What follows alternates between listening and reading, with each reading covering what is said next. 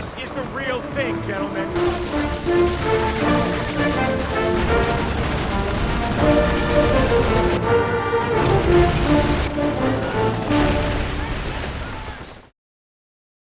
Last time we took a look at Call of Duty Finest Hour, the first COD game to be released on consoles. Just like its PC release, it got the sequel in Call of Duty Big Red 1, or COD Bro for short. It was released only a year after Finest Hour in 2005, but things are different this time around. We switched developers.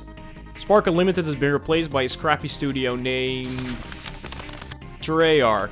They made that Spider-Man 2 tie-in. Oh yeah, and these. Yeah, they ended up becoming one of the main developers. But this was their first game in the franchise, so humble beginnings I guess. The visuals have drastically improved from Finest Hour, especially the character models. In the previous game they looked like Play-Doh people. That might be because of the dev, but I think the new engine helps a bit. The previous game ran on renderware, the engine that powered a generation. We've now switched over to Treyarch's proprietary engine, which brought the biggest improvement that the previous game needed: ragdoll physics. You'd think that adding that to the mix would tank the frame rate, but it's actually more stable than Finest Hour. And we now skip frames, so no more slow motion gunfights. On the audio side, everything is fine. Nothing really stands out other than the world's loudest bolt. The music was composed by Green Revel, who also did the score for the next gen versions. It's your typical war score, you know the type.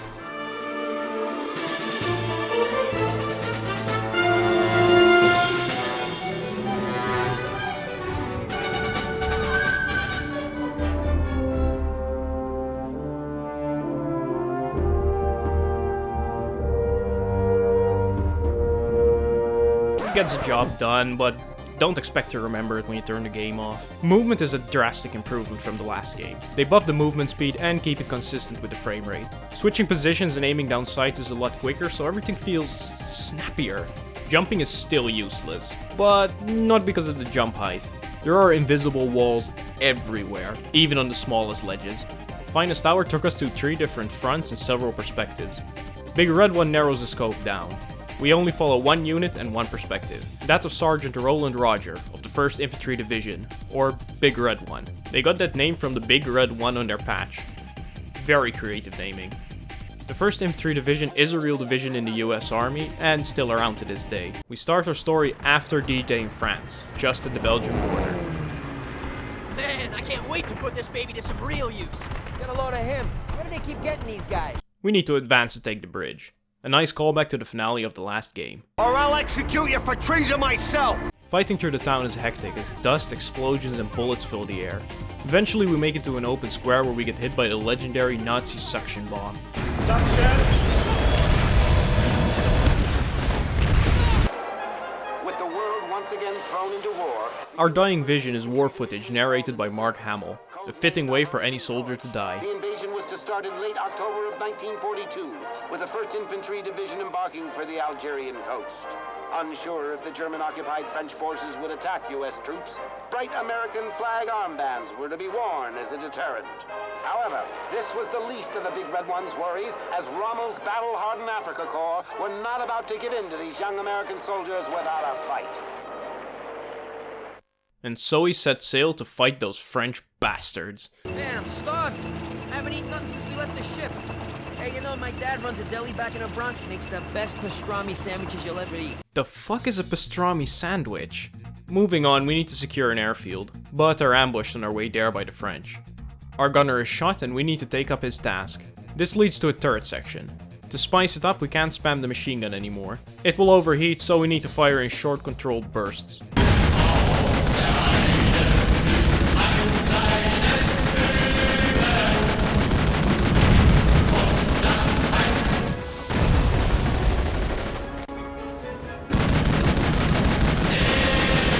We make it to the airfield and start clearing out the buildings. Unlike the last game, we can no longer decide when to initiate the breach. This is a problem since your allies tend to block the door, preventing you from firing. Reaching through a couple of barracks, we make it to the hangars where the cavalry arrives. Let's show those Frenchies what we're made of. You gotta get across that street and into that garage! Use those vehicles. We'll need to make our own way to the control tower, where we have a sniping segment to stop some anti-aircraft guns.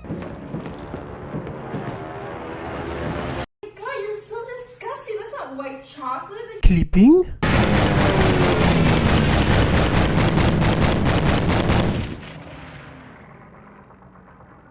I think that's the last of them. Ha-ha, you did it! Private, you better have a good reason why you're sitting in that tank and not on a half-track with the rest of your squad. It's my fault, sir. He just wanted a quick ride, and my younger brother is a pilot who wouldn't be alive today if it weren't for what you guys did back at that airfield. This is the U.S. Army, not a goddamn carnival, son.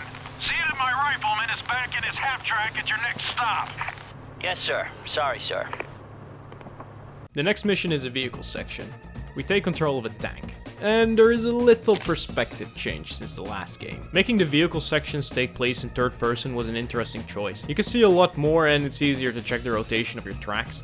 But in a way, the claustrophobia from the last time is lost, which added a lot to the suspense. Our health also doesn't regenerate anymore, so we need to be a lot more careful. Otherwise, it's an okay section that ends at the bombing of an enemy base.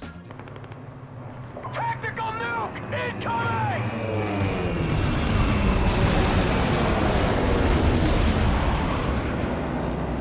We are sent as reinforcements to the 26th who got beaten back by Erwin Rommel. On our way to get some armored lorries, we are ambushed by a wild tank.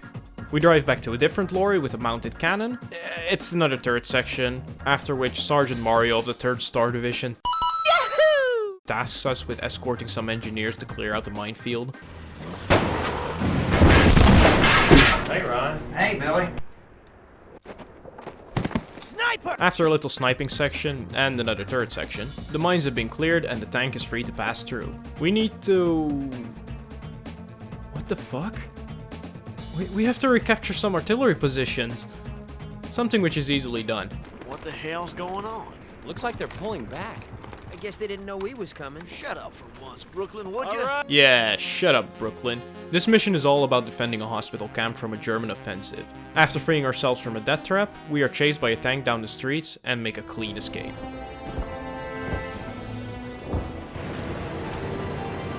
I gotta report this mess to Delaney.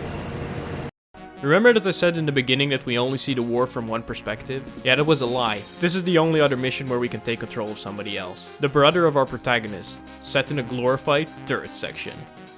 I'm going to skip over it. We bomb some petrol tanks. Let's invade Sicily. Aerial recon reports at least one division of Kraut armor roll in from the north. They think it's the Hermann Goering division. Didn't we kick their asses back in Africa? I said not now.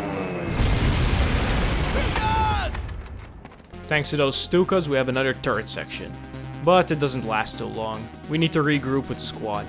Here I find a Carcano rifle. I have been waiting for this moment. Now I can compare it to the real one I have. Mine is slightly older, being from 1911, but the design didn't change much over the years. They just moved the bolt down. I don't think they used the real Carcano for recording the bolt though.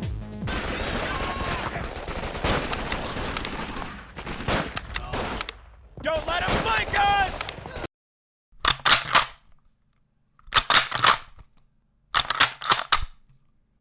Okay, let's blow up a bridge. I love the smell of napalm in the morning. You must be from the 16th. We've been expecting you boys. Sergeant Hawkins. Captain James, 504th. Won't lie, glad you're here. We've been taking a real beating. Could use your extra muscle. Tell me that radio works. Yes, sir. Radio's broken, sir. The radio we have gets damaged in an explosion, so we need to fix up the one we find in a fortification. Fending off the tanks with a rocket launcher gives us a nice fireworks display.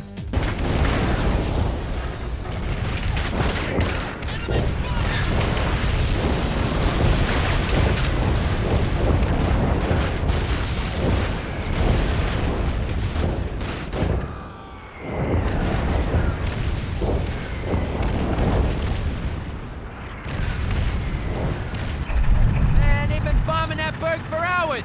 There ain't gonna be no one left to fight. Suits me. At least the wind shifted. I've had my fill of ash from that damn volcano. It ain't gonna be so bad. Huck said the Germans are retreating. That's why the brass ordered another push. Okay, let's get this bread, boys. Everyone off the tank! The next mission is all about urban warfare. Fighting through a couple of houses, our Shermans get stopped by an artillery piece nestled in the church. Pulling a flank, we blow up the piece. And that marks the end of the Italian campaign. Let's return to a place more comfortable, like Normandy.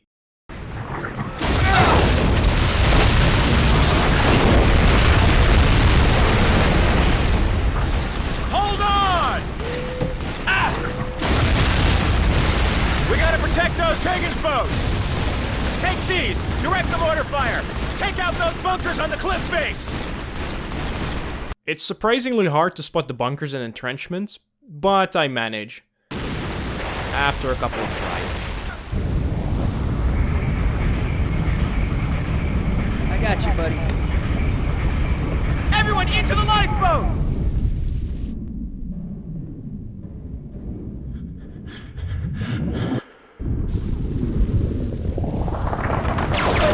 I got you, pal. Hold on. Heads down! Heads down!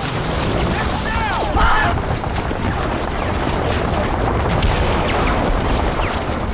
Hang in there! Two kinds of people are staying on this beach. The dead and those who are going to die. Now get moving! Let's storm those pillboxes. Again.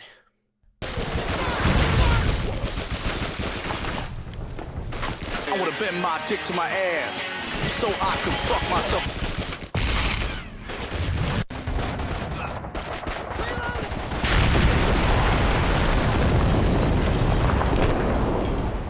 Are we a drone?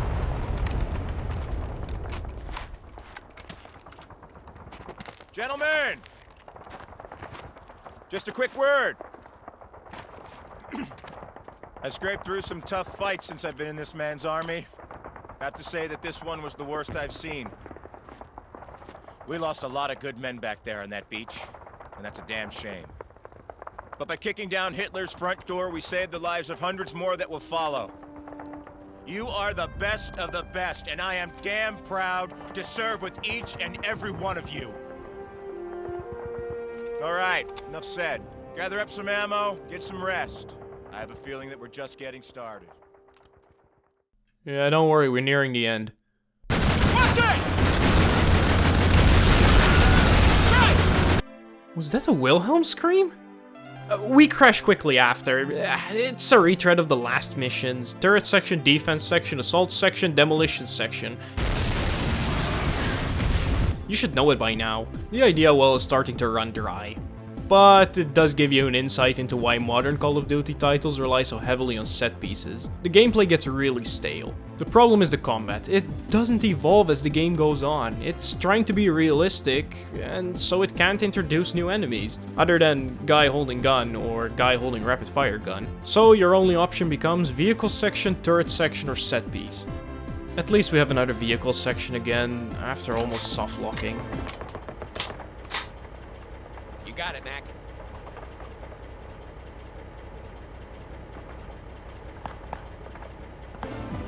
We fight through the town until we run out of petrol.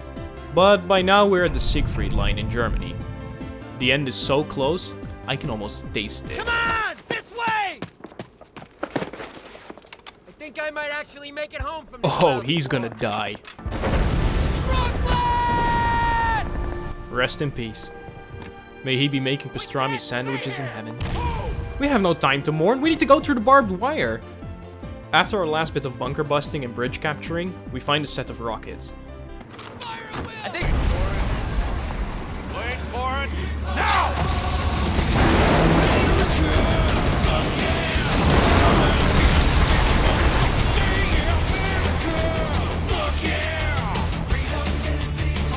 On your feet, gentlemen.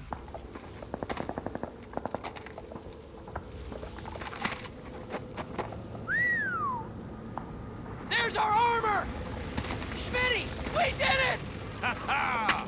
Outstanding. I think we got them all. Look! Go, go, go!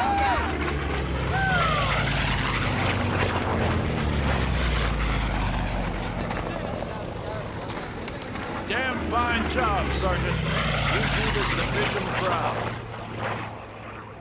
Yeah, it's an okay game. Definitely better than its predecessor, but the gameplay gets tedious and stale near the end. It tries to narrow down the scope of the story, but the characters are not fleshed out enough to make me care or even remember their names. I'll see you next time. I'm going to fulfill a promise I made 4 years ago.